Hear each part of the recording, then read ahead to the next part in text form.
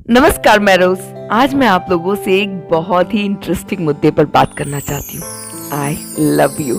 बॉलीवुड भाषा में कहो तो ढाई आखड़ प्रेम की एक मैजिकल वाक्य जो बहुत ही कॉमन है मगर बहुत ही गहराई है इसमें। अक्सर आपने सुना होगा कि अगर किसी से प्यार है तो उसे आई लव यू कहने में देर नहीं करनी चाहिए। प्यार को दिल में छुपाकर क्यों मरना, कल हो ना हो, है ना। मगर आज मैं आपसे कुछ और ही कहना चाहती हूँ, वो ये कि अगर आप किसी से प्यार करते हैं तो आई लव यू मत कहिए। आज मैं आपको प्यार को इजहार करने वाली बाइबल की भाषा, यीशु मसीह की भाषा बताने वाली हूँ।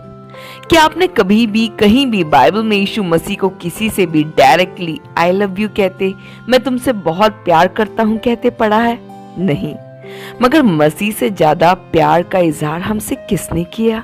ये जान एक पति जो अपनी पत्नी से बेइंतहा मोहब्बत करता था, जिसे बीच बीच में अपनी पत्नी से आई लव यू बेबी कहने का आदत था, उसने फैसला लिया कि मैं अब से 2 हफ्तों तक अपनी पत्नी से आई लव यू नहीं कहूंगा।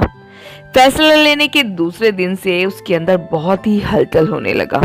वो पत्नी से बहुत प्यार करता था मगर बोल नहीं पा रहा था। वो परेशान हो गया। आदतें बदलना मुश्किल होता है, वो चाहे छोटा हो या बड़ा। उसकी कंडीशन ठीक उस पेप्सी के बोतल की तरह थी जिसे हिलाने के बाद उसके बुलबुले बस कुछ ऐसा लगता है मानो इंतजार कर रहे हो कि कोई जरा इस बोतल की ढक्कन को खोले ताकि वो बाहर आ जाए। अपनी बीवी के प्रति प्यार जाहिर करने के वो बुलबुले उसके अंदर बेताब थे। फिर उसने सोचा कि कैसे जाहिर करूं अपना प्यार। उसने अपनी दिशा बदली।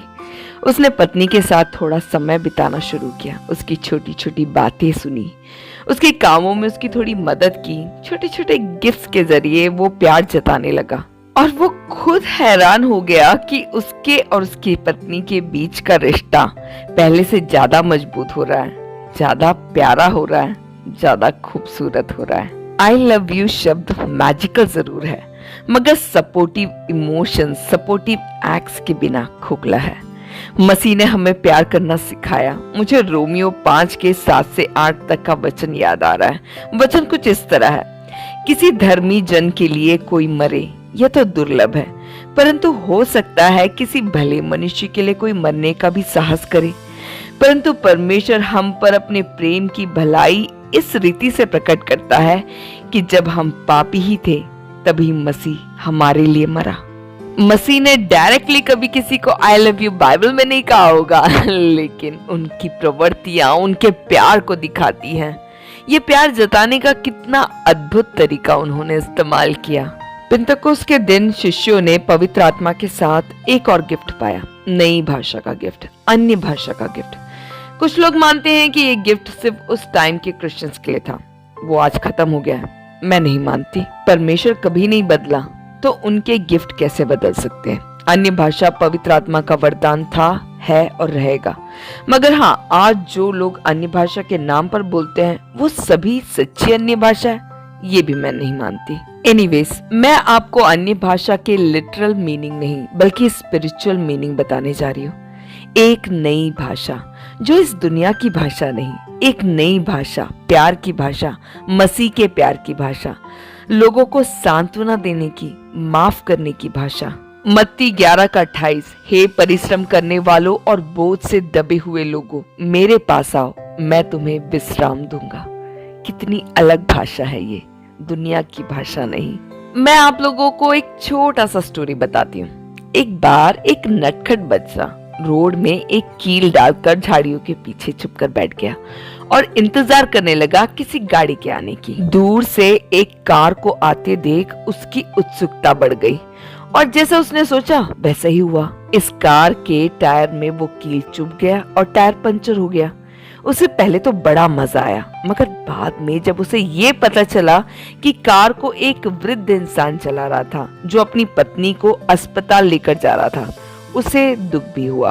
लोग जमा हुए और बहुत देर के कश्मकश के बाद लोगों की मदद से वो कार वापस ठीक हो गया और चलने लगा। इस बालक ने अपनी साइकिल से उस कार का पीछा किया। वो वृद्ध व्यक्ति एक अस्पताल में पहुंचा। उसकी पत्नी को अंदर ले जाया गया मगर पता चला कि उनकी डेथ हो गई। इस बच्चे ने ये देखा और बहुत उदास हो गया। वो वापस अपने घर तो चला गया, मगर वो धीरे धीरे डिप्रेशन का शिकार होने लगा।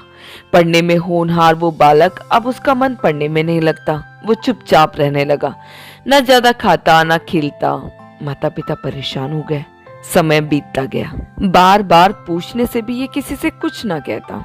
एक बार किसी और के कहने से उसके माता पिता ने उसे एक मनोचिकित्सक के पास लेकर गए। कुछ दिनों तक के काउंसलिंग के बाद एक दिन उस बच्चे ने उस घटना का जिक्र अपने डॉक्टर से किया। इस बालक के जाने के बाद डॉक्टर ने उस वृद्ध के बारे में पता लगाया और उनके घर का एड्रेस लिया और अगले दिन इस बालक के साथ उस वृद्ध व्यक्ति के घर पहुंच गया। बालक ने जब वृद्ध व्यक्ति को देखा तो वो डर गया, मगर डॉक्टर ने उसे साहस दिया। वो उस वृद्ध व्यक्ति के पास गया और बहुत रोने लगा। उसने उनसे माफी मांगी। उस वृद्ध व्यक्ति ने मुस्कुराते हुए कहा, अरे बच्चे, कोई बात नहीं, मेरी पत्नी तो घर से ही मर गई थी। मैं उसकी डेड बॉडी को हॉस्पिटल ले जा रहा था ताकि उसको क्लिनिकली मरा हुआ घोषित करें। मैंने तुम्हें माफ कर दिया, तुम खुश रहो। बोलने वाले वृद्ध व्यक्ति और सुनने वाले डॉक्टर दोनों को पता था कि वो सच नहीं था, मगर उस बच्चे को माफ कर उस वृद्ध ने उस बालक को उसके गिल्ट से आजाद कर दिया। उसे जिंदगी को फिर से जीने का कारण दिया। प्यार की भाषा, माफ करने की भाषा हम अक्सर धर्म, जाति की, परंपराओं की, परवरिश की भाषा बोलते हैं। चलिए आज से जरा मसीह के जैसे प्यार की भाषा बोले, जो इस सबसे परे है, जिसे जताने के लिए आई लव यू शब्द की, बैसाखियों की जरूरत नहीं। हम मसीही लोग मसीह सा प्यार नहीं कर पाए तो मसीही कैसे कहलाएं? तो चलिए आज से एक एक्सपेरिमेंट करके देखते हैं। आई लव यू की जगह थोड़ा प्यार भरे काम करके देखते हैं। इस एक्सपेरिमेंट का रिजल्ट आप मुझे कमेंट करके जरूर बताइएगा। और जो लोग ना ही आई लव यू बोलते हैं और ना ही प्यार भरा कोई काम करते हैं, उन लोगों के लिए मैंने एक अच्छी छड़ी तैयार कर रखी है। ये मसीह की नहीं, मेरी भाषा है। चलिए खुश रहिए, हंसते मुस्कुराते रहे, मसीह में और वचन में और प्यार में भरते रहे और नई भाषा में बढ़ते रहे। यीशु मसीह आप सभी को आशीषित करे। धन्यवाद।